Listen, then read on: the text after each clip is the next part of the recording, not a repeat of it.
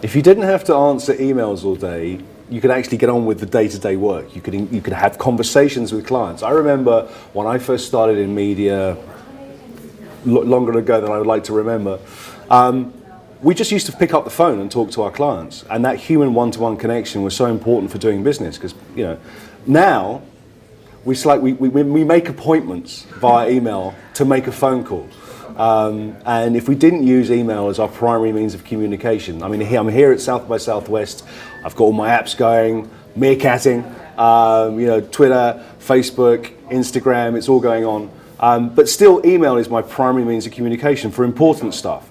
And it's time consuming, it's draining, it absorbs your time, it absorbs your attention.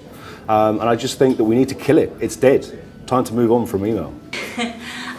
If I didn't have to answer email all day, I feel like I would have a lot more time for strategic thinking and planning and really getting at the heart of what Girls Who Code is doing, spending more time reaching girls in classrooms on the ground, evangelizing for women in tech, and I would have so much more time.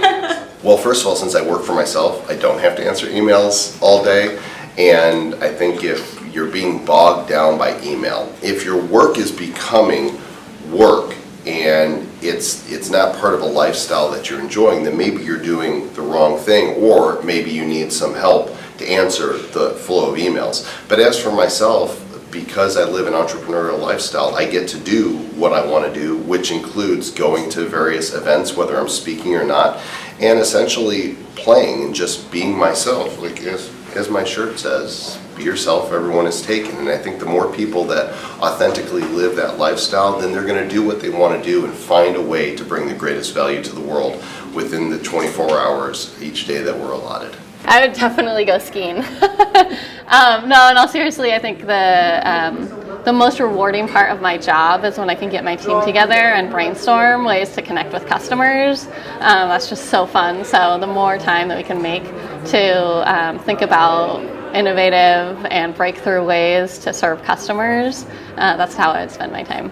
Wow, if I didn't have to answer emails all day, I would be out with clients and partners and entrepreneurs, and I would not be spending that time on email. And I'm lucky because I'm an IBMer, I get IBM Verse, so I get to do exactly that. I try not to answer emails all day. Already, Chris Sacca gave a speech here at South by Southwest, I want to say like 7 years ago, and he said, always manage to your to-do list and never manage to your inbox. And I certainly try and live like that as much as possible. The reality is I do spend a lot of time answering email. I guess if I wasn't answering email, then the question would be, well, how am I communicating with other people who are important to me, important to projects that we're working on together? So I don't know necessarily what that looks like in terms of what that communication flow would look like in the future, but I know that I'd still need to be communicating with people, so I guess I'd be doing that still, and hopefully I'll be doing that in a more pleasant way than the current kind of oppressive amount of email that we all get.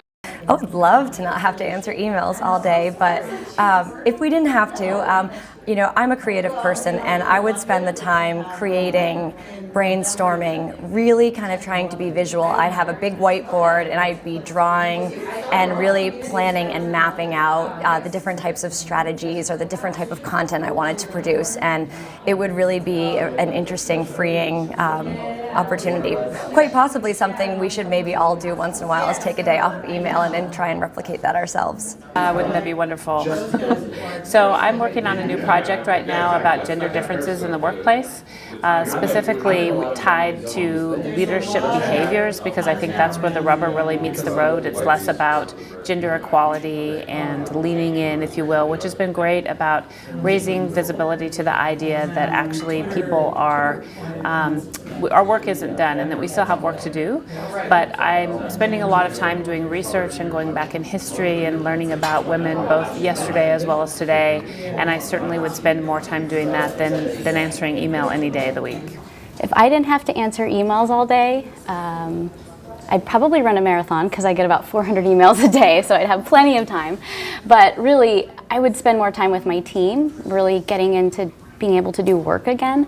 You know, I think for me it's tough to actually work, and I spend all my time writing proposals and in meetings and doing strategy, and I'd really like to spend more time mentoring my team. I think that's where I'd spend my time.